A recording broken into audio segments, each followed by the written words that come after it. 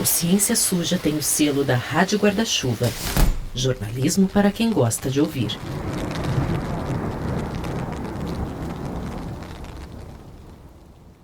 Esse episódio tem apoio da CT Promoção da Saúde, uma organização sem fins lucrativos que atua em áreas como controle de tabaco e alimentação saudável, sempre com foco na defesa de políticas públicas de saúde. A ACT ajudou a gente a viabilizar nossa ida para a COP em Belém, que rendeu bastante conteúdo nos últimos meses. Se você não ouviu, depois aproveita o fim do ano para tirar o atraso. E se você já ouviu, muito obrigado pela companhia. A gente fica feliz, até porque deu um trabalhão.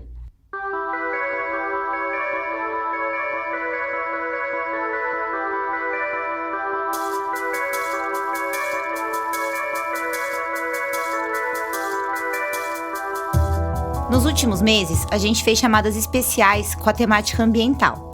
Teve episódio narrativo, mesa cast, vídeo pras redes. A gente também viajou pra COP em Belém, viu o greenwashing acontecendo ao vivo e já falou bastante sobre como grandes empresas poluidoras aproveitaram esse mega evento para se venderem como sustentáveis. Mas os casos que a gente vai abordar nessa pílula são tão esquisitos que merecem uma apuração à parte.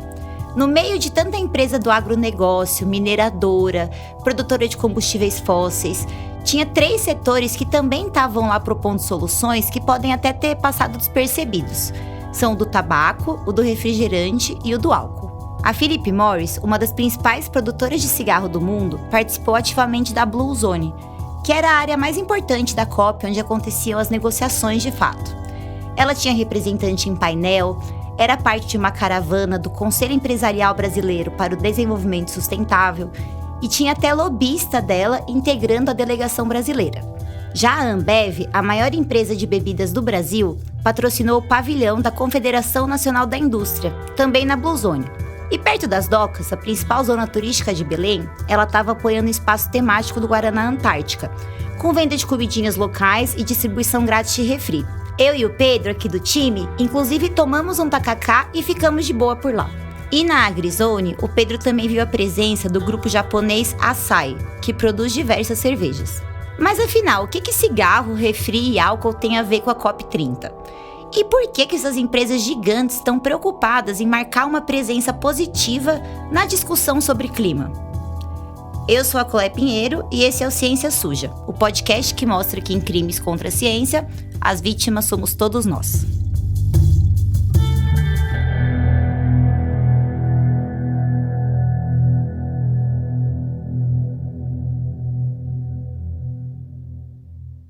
Pode um cigarro ser sustentável? Na COP30, a Philip Morris estava defendendo essa ideia com exemplos de ações em prol do meio ambiente, como um programa que ensina práticas de conservação hídrica a pequenos produtores do Rio Grande do Sul, que é o estado do Brasil que mais produz tabaco. Escuta aí esse trecho de uma matéria do portal ESG Inside. E fica aqui um breve parêntese de que ESG é um termo que engloba ações de responsabilidade social das empresas e é muito usado para fazer greenwashing. A agricultura familiar regenerativa é outra pauta da Philip Morris Brasil. O projeto Auera, por exemplo, desenvolvido com a Embrapa desde 2019, incentiva práticas de manejo sustentável do solo e da água. Bom, se você acompanhou nossa cobertura da COP30, já reconheceu esse termo, agricultura regenerativa. Sim, é o mesmo que estava predominando na AgriZone, aquela grande sede do agronegócio na COP. O tabaco, afinal de contas, também é agro. E as pegadinhas discursivas dessa indústria não são muito diferentes daquelas usadas pelos grandes produtores de soja ou de outras commodities. Quem explica isso pra gente é a Mariana Pinho, que cuida de políticas de controle de tabaco na ACT. Sempre o meio ambiente está caminhando aí na agenda dessas empresas, né? A gente sabe também que isso não é só para limpar a imagem por conta do que se construiu, mas isso também tem a ver com os investimentos, né? Essas empresas têm os seus relatórios de sustentabilidade que eles têm que apresentar ali as ações que eles estão fazendo para mitigar os seus impactos. Na nossa conversa, a Mariana elencou muitas ações promovidas por essa indústria. Tem aquela que a gente já comentou de proteção das águas, que foi apresentada na COP. Tem outras ensinando agroecologia, outras de combate ao trabalho infantil. A Mariana contou que nos últimos anos, essas empresas intensificaram suas ações de responsabilidade social corporativa. A Philip Morris investiu 5 milhões de reais em um projeto chamado Floresta Viva, em parceria com o Banco BNDES, que é público. Enfim, são coisas que são muito publicizadas por esses fabricantes. Só que a questão é que é tudo muito pontual perto do estrago que o cultivo de tabaco provoca no meio ambiente e na saúde. Vamos aos fatos. Primeiro, tem o uso intenso de agrotóxicos, que a gente nem vai entrar muito no mérito aqui, mas fique sabendo que ano que vem uma bomba aí sobre o assunto. Pensando só em clima, as atividades do setor liberam todo ano 84 milhões de toneladas de dióxido de carbono na atmosfera, o equivalente a mais ou menos 20% da contribuição da aviação civil, ou seja, não é pouca coisa. Elas também contribuem para 5% do desmatamento global. Muitas vezes, e daí eu vou falar de maneira geral, não é uma questão do Brasil muito forte, mas existe sim uma destruição de áreas, né? Assim, a retirada de árvores para aumentar a área de cultivo e também para extrair a madeira para que as folhas possam ser secas em fornos, né? E enquanto o desmatamento no Brasil caiu como um todo, e todo mundo comemorou isso, nas cidades que concentram as plantações de tabaco, o cenário é outro. O Venâncio Aires, um dos principais polos da produção de tabaco no Brasil, registrou em 2024 o maior índice de desmatamento desde a série histórica de 2019. Então, a área desmatada no município saltou de 3,6 para 14 hectares, um aumento de 292. Bom, a Mariana até pondera que não dá para estabelecer uma relação direta, mas o avanço acende um alerta em relação à crescente pressão sobre os remanescentes de vegetação nativa na região, mas não dá para estabelecer uma relação direta, né? Mas a região ali é onde abriga as fábricas da BAT, Philip Morris e JTI. Enfim, esse impacto ambiental começa na plantação, mas se arrasta por todo o processo de fabricação e consumo até a última bituca, que é cheia de microplásticos e substâncias tóxicas. Sim, a gente fica muito impressionado com aquelas cenas de tartarugas e golfinhos com pedaços enormes de plástico no estômago, mas aquela bituquinha pequena, aparentemente inofensiva, representa um problemão. Os microplásticos fazem muito mal para organismos marinhos que são essenciais para a vida do planeta. Então, microplásticos são encontrados em micro-organismos marinhos que são essenciais na cadeia da vida marinha. Então, assim, vai prejudicar o peixe, que depois a gente vai comer, né? As algas marinhas que vão produzir o oxigênio. Uma curiosidade aqui é que o pessoal que atua nas negociações sobre o controle do tabaco no mundo tem a sua própria COP, que aconteceu meio junto com a COP30 do clima. E embora lá o assunto não seja a emergência climática diretamente, a pauta ambiental estava muito quente, inclusive com essa questão das bitucas.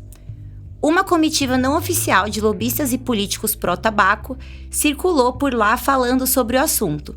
E olha que sabor de picaretagem esse papo que eu pesquei de um texto do Observatório sobre as Estratégias da Indústria do Tabaco, da Fiocruz. Segundo o jornal Gás, a comitiva brasileira afirma que, abre aspas, o filtro no Brasil não é mais feito de plástico, mas de acetato de celulose, um material biodegradável derivado do eucalipto, o que colocaria o país à frente nesse quesito, fecha aspas. No entanto, o acetato de celulose é, sim, um material plástico semissintético. É de rir de desespero, né? A boa notícia é que a delegação oficial do Brasil teve um papel de destaque positivo e se mobilizou para que a questão ambiental entrasse oficialmente nas decisões da COP do tabaco. Os textos finais mencionam a importância de monitorar os impactos ambientais e de expor e combater o greenwashing feito por essas empresas.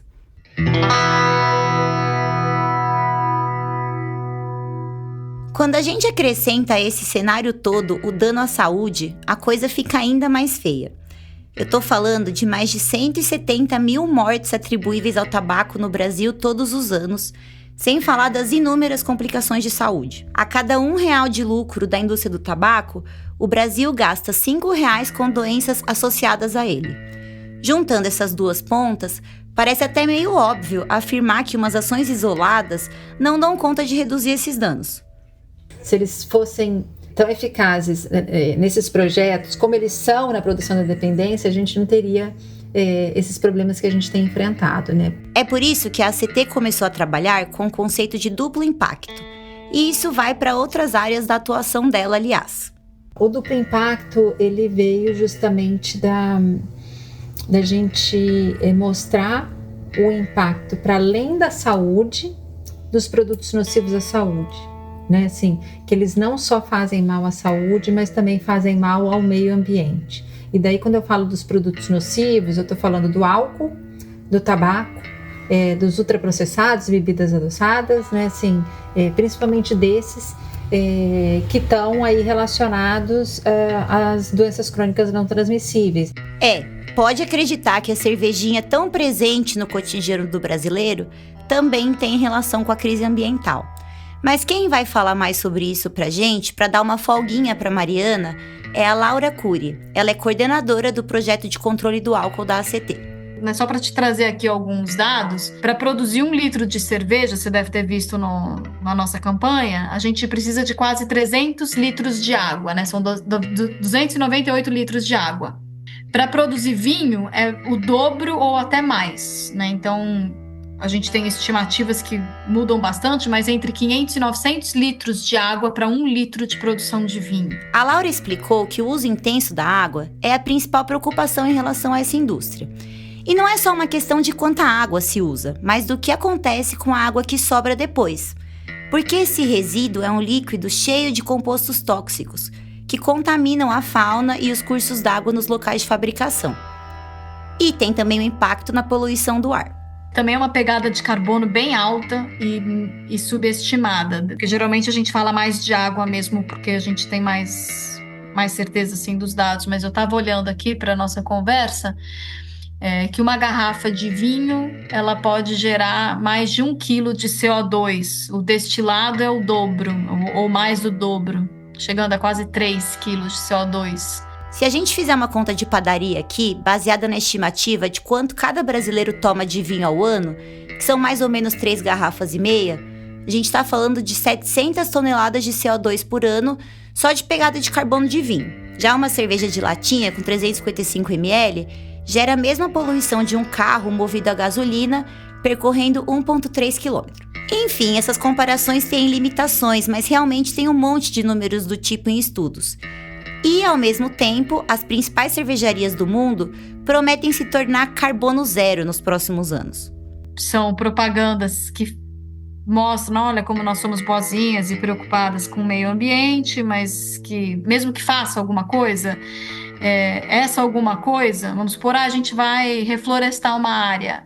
É legal, mas é muito pouco quando você compara com o impacto negativo que já é causado, né? Ou, sei lá, tem meta de descarbonização, mas que é baseada em compromisso voluntário, ou seja, é voluntário, vai colocar a meta que quer, não tem fiscalização, não tem nenhum tipo de penalização se isso não for cumprido.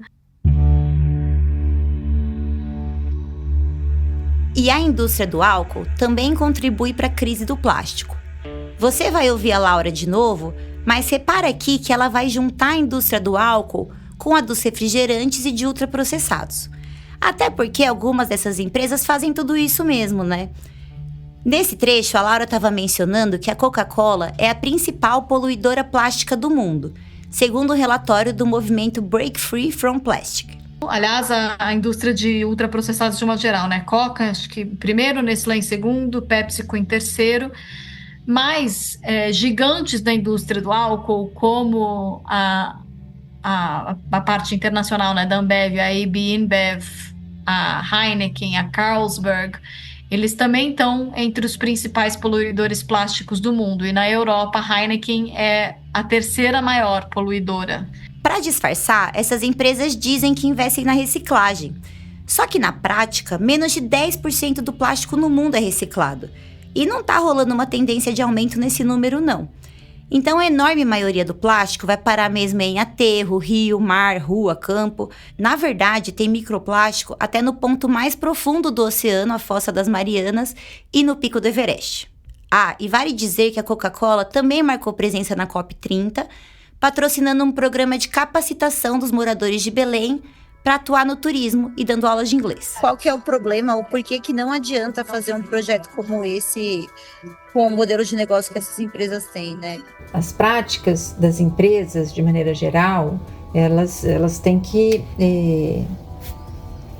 elas devem mitigar o problema que elas causam. E isso vale tanto para as bebidas quanto para o cigarro. Não adianta bancar um projeto de preservação de uma pequena área se eu estou despejando agrotóxico de monte no resto do bioma. Ou falar que eu vou aumentar a reciclagem do plástico enquanto sigo produzindo novas garrafinhas como louco. Ou jurar que eu sou mais sustentável e basear isso nas minhas próprias alegações, sem nenhuma fiscalização isenta para comprovar o que eu tô falando. O que funcionaria mesmo, segundo as melhores evidências, é apertar o cerco tributário e regulatório a essas empresas. Sim, porque no final o que toda essa maquiagem faz é funcionar como um jeito de escapar dessas regulamentações. Aqui no Brasil, a principal aposta para equilibrar um pouco a conta é a reforma tributária e a elaboração de políticas públicas que fiscalizem ações ambientais.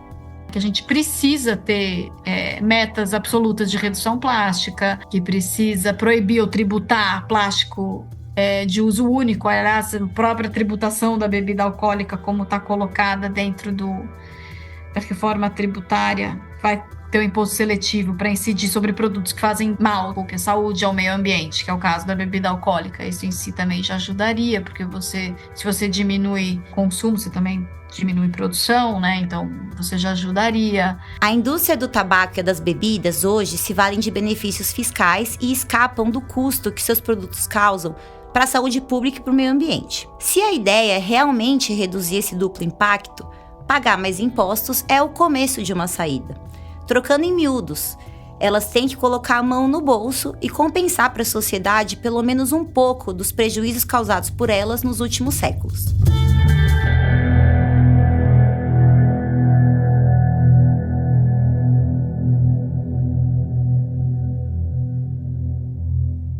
Recadinho rápido antes dos créditos. Se você quer saber mais sobre esse assunto, a ACT publicou esse ano um material muito bom que está no site deles. É a edição número 1 da revista digital Por Trás dos Lucros. A gente recomenda demais a leitura. Agora toca daí, Theo. Esse episódio do Ciência Suja foi escrito e apresentado pela Chloé Pinheiro.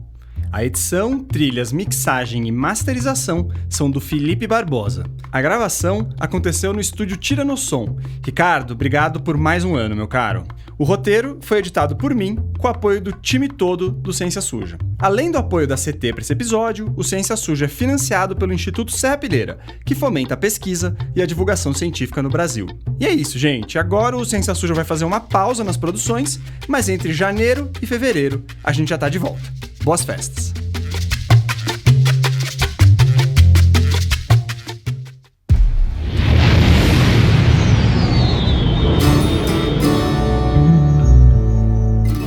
Reportagens.